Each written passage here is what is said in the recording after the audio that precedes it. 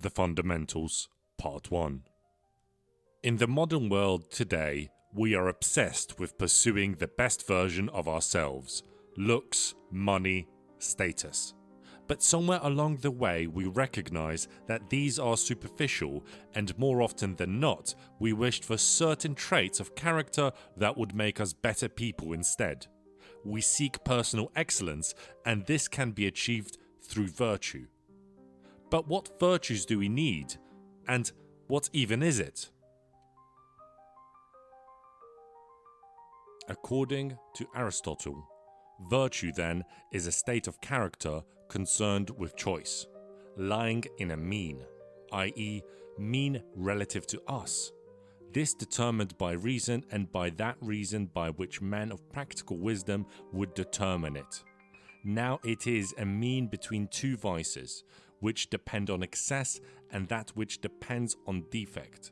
And again, it is a mean because the vices respectively fall short of or exceed what is right in both passions and actions, which virtue both finds and chooses that which is intermediate. Hence, in respect of what it is, i.e., the definition which states its essence, virtue is a mean with regard to what it is best and right and extreme. Aristotle's definition is a useful starting point. Yet, we must read this definition carefully. First, he starts with choice. By choice, we mean an ability to discern between options, and that judgment is made freely. This already gives us a picture of a person which is free enough to make choices in their lives and is able to weigh up the options available to them. This, by necessity, already excludes several categories of people: children, prisoners, the insane, and in a lot of the instances, the poor. Harsh, yet if we follow the ancient understanding of freedom, this involves self-mastery. This ability to control one's emotions and desires already makes the person in question capable of making a decision based on their reason. Secondly, we are looking at a mean. This encompasses considerations of having certain experience and having a range of options from which a selection can be made. We rarely encounter pure binaries in life, and this mean is a fair assumption of the variety of situations and things we come across. This leads us to reasoned choices where we are looking for practical wisdom. This is important as we are not interested in abstractions or musings of possibilities, which modern reason, shaped by Cartesian and Kantian understanding, tends to get lost in.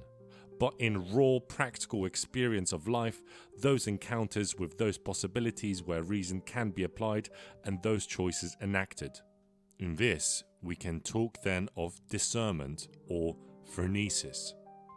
Following on, the mean lies between vices, which Aristotle holds to be extremes: excess of an emotion or attitude that manifests itself in action.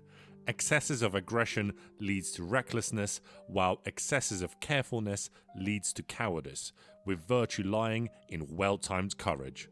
It is then appropriate to talk about excesses and deficiency, where then that cowardice is a clear deficiency of courage. We must be careful, however, to not fall prey to assuming that the mean simply means a midpoint for the action or the state that we want to achieve, but is to be moderated for the situation and the moral agent in question. Aristotle gives us a practical example of what is understood by a mean in relation to virtue. But the intermediate relatively to us is not to be taken so. If £10 is too much for a particular person to eat, and too little, it does not follow that the trainer will order £6, for this also is perhaps too much for the person to take, or too little. Too little for Milo, too much for the beginner in athletic exercises. Thus, a master of any art avoids excess and defect, but seeks the intermediate and chooses this. The intermediate not in the object, but relatively to us. It might shock you, but the mean point of virtue is relative. How can that be? Are we not dealing with absolute morals here? Let us return to practical experience for a moment. We know our lives are full of variables, rarely any of them equal, or in this example, people of unequal skill. Milo, the Olympic wrestler, versus a novice. If we have variable circumstances, then the mean point will also be relative, where the optimum will depend on the conditions, and this demonstrates the need for practical experience in judgment. It is possible, therefore, to make mistakes where conditions are mixed, but this means that virtue is not instant and cannot be attained through sheer being. It must be enacted. Are then all well thought out actions by necessity virtuous? Is there a mean point between an empty bag of sugary treats and a full one where we achieve a dietary optimum for our athletes? Despite the given of making moral choices, we are still working with a reference to hierarchy of values, which we can consider to be absolute good and absolute wrong. Since we name them and consider them extremes and deficiencies, Aristotle defines some things as absolutely beyond virtue, regardless of their mean. Adultery, theft, and murder, for example, while some being without mean in their absolute desirability. But as there is no excess or deficiency of temperance and courage, because what is intermediate is in a sense extreme, so too of the actions we have mentioned there is no mean nor any excesses or deficiency, but however done they are wrong.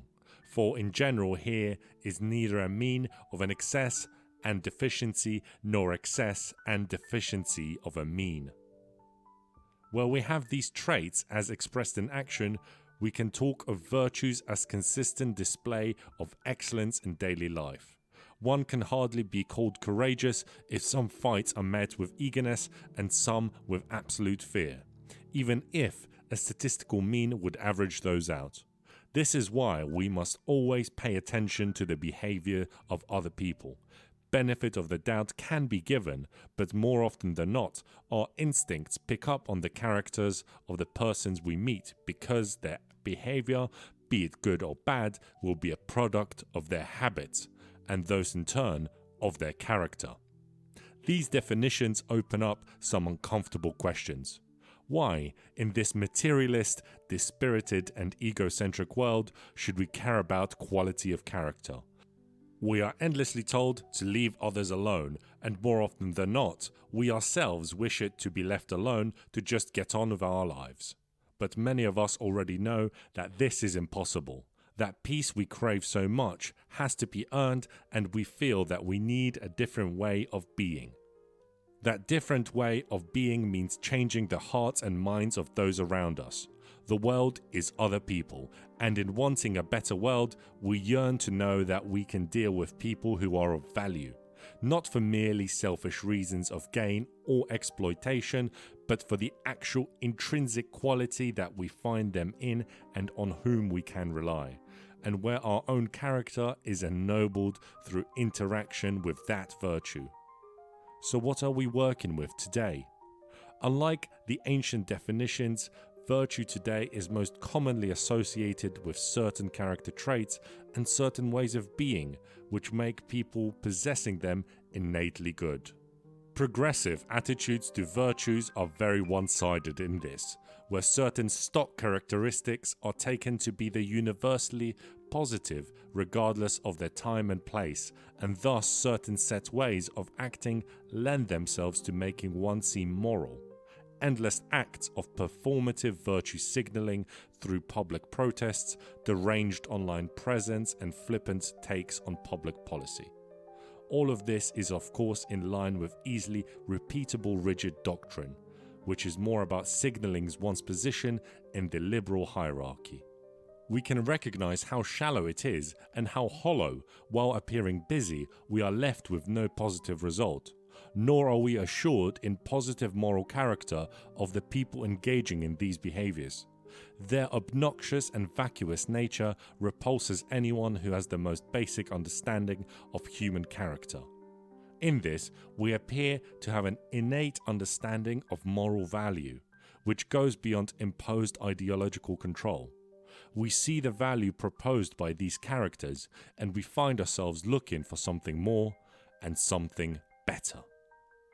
As we start to recognize virtues in ourselves and in people around us, we must embrace them and embody excellence they represent. In part 2, we will look at morality of virtue and cardinal virtues.